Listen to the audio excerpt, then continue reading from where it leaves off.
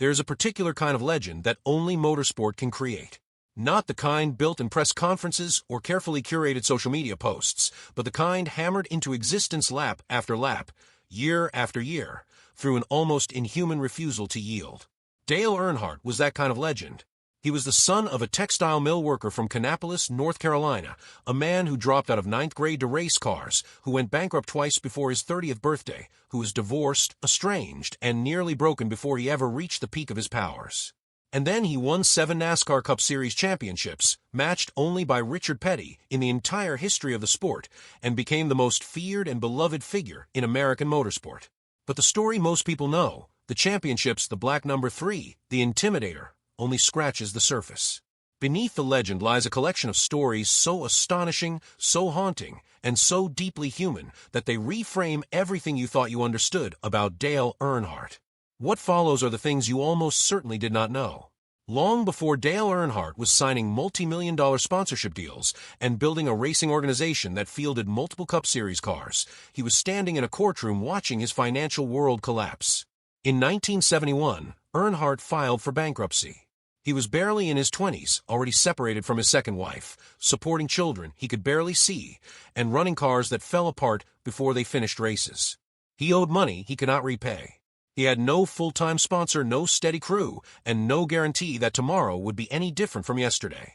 What is remarkable is not the bankruptcy itself. Plenty of young men with racing dreams hit similar walls, but what Earnhardt did in the years immediately following it. He did not pivot to a safer career. He did not take the textile mill job that could have provided stability. He went back to the track. He drove whatever jalopy someone would put beneath him, and he drove it like a man with absolutely nothing left to lose, which at that point was very nearly the truth. It was that desperation, that willingness to push a car to and beyond its limits because every race might be the last one anyone would let him run, that first caught the attention of veteran car owner Rod Osterland. Osterland gave Earnhardt a full-time ride in 1979, and Earnhardt promptly won Rookie of the Year. The following season, 1980, he won his first Cup Series championship. From bankruptcy to champion in fewer than 10 years. The poverty and the failure were not detours. They were the curriculum. The story of how Dale Earnhardt nearly lost his championship chance before it even began is one of the least told in NASCAR history. In 1979, his first full season with Rod Osterland's team, Earnhardt was involved in a serious accident at Pocono Raceway that fractured both his collarbones. The injury was severe enough that it should have ended his season entirely.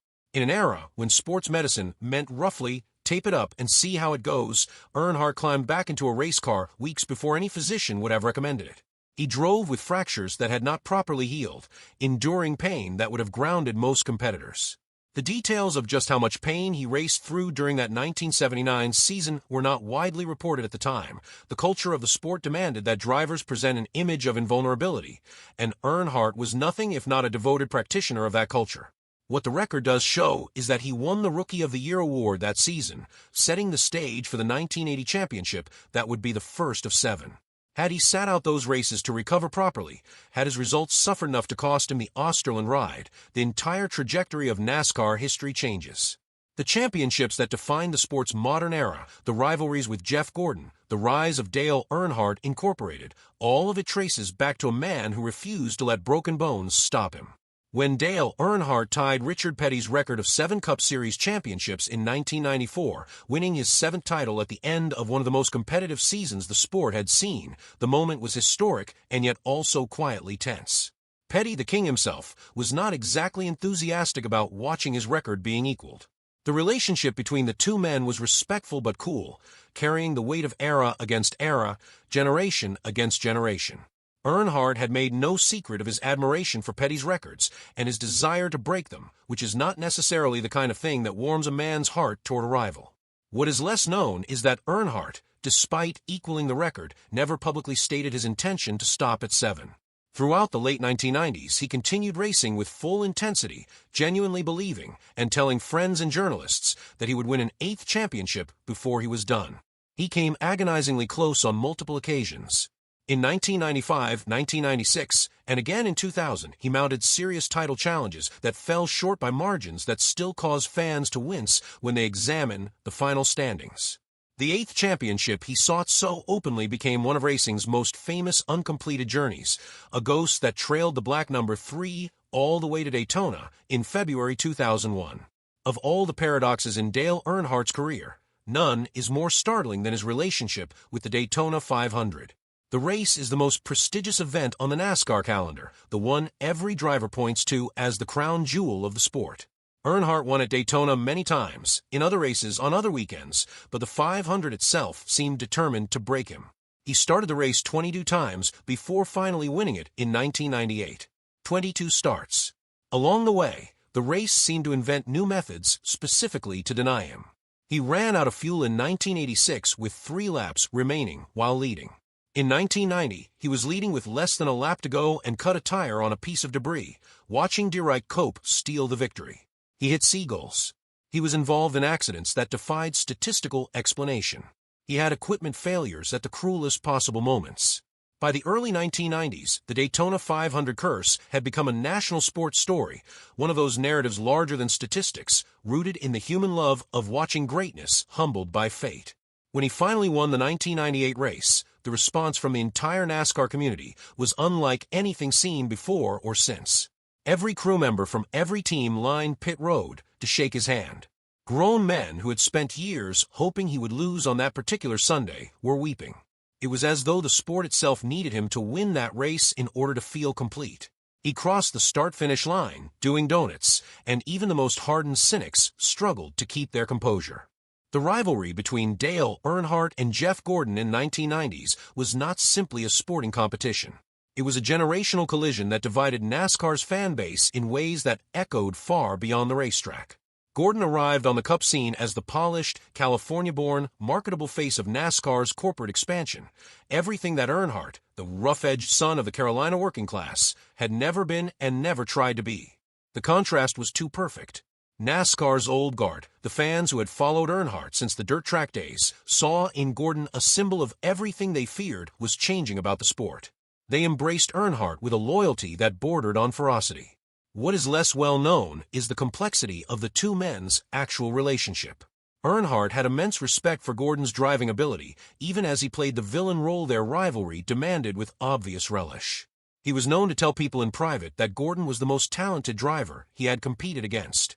Gordon, for his part, has spoken at length in the years since Earnhardt's death about what it meant to race against him, how the intimidation was real even for a driver of Gordon's abilities, and how Earnhardt's presence on any racetrack raised the level of competition simply by existing.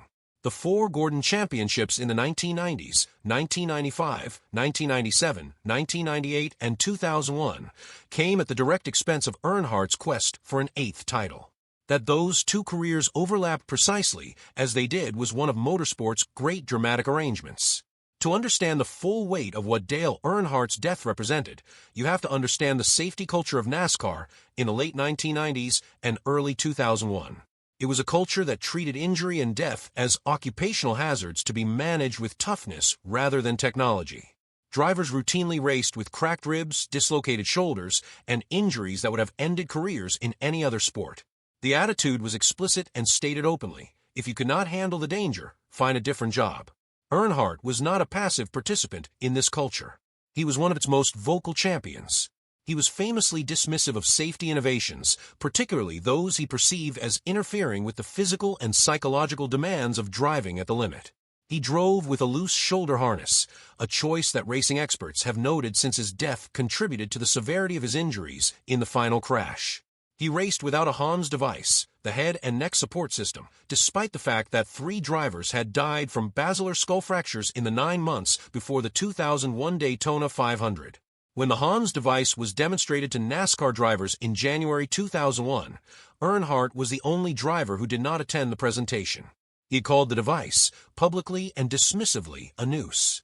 The terrible irony is that Earnhardt's death, more than the deaths of Adam Petty, Kenny Owen Jr., and Tony Roper before him, is what finally forced NASCAR to mandate the Hans device and begin the sweeping safety revolution that has meant not a single driver has died in a NASCAR National Series race in the quarter-century since. He was the most powerful possible argument for the very safety measures he refused. In the days and hours before the 2001 Daytona 500, people who knew Dale Earnhardt well noticed something different about him. The focused, contained, almost hostile pre-race persona he had perfected over 2 decades seemed to have softened into something warmer and more open. He was unusually expressive in a pre-race interview, speaking about his marriage to Teresa, about his relationship with his children, about how the cars his team had built were the fastest he had ever driven. Friends who watched the footage later described it as unsettling in retrospect, a man taking stock, saying things he had perhaps meant for years and never voiced. On race morning, he did something he almost never did. He went to Dale Jr.'s car before the race began, not to issue tactical instructions, but simply to encourage his son. Jr. later recalled to reporters that his father told him they had good cars and they were going to do it together. It was a warmth that Earnhardt rarely displayed in a racing context. He also sought out Kyle Petty, whose son Adam had been killed 9 months earlier, to offer a hug and words of love that Kyle later called one of the most meaningful gestures of kindness he had ever received. Whether any of this reflected a genuine premonition or simply a man in a period of unusual contentment with his life, nobody can say with certainty. What is known is that his final radio transmission, made during a red flag period 20 laps before the end of the race, was a warning to his car owner that they were going to have to do something about the cars or someone would be killed. 20 laps later, the warning became a prophecy. Dale Earnhardt died at Halifax Medical Center in Daytona Beach on February 18, 2001. He was 49 years old. The sports response in the days, weeks, and months that followed was unlike anything American motorsport had experienced. Tributes poured in from every corner of the racing world, and far beyond it.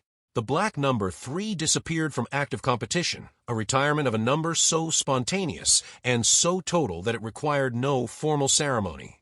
His death was the end of an era in the most literal possible sense. But the deeper legacy of Dale Earnhardt is one that operates in the background of every single race run since that February afternoon. The Hans device became mandatory across NASCAR's top series in October 2001.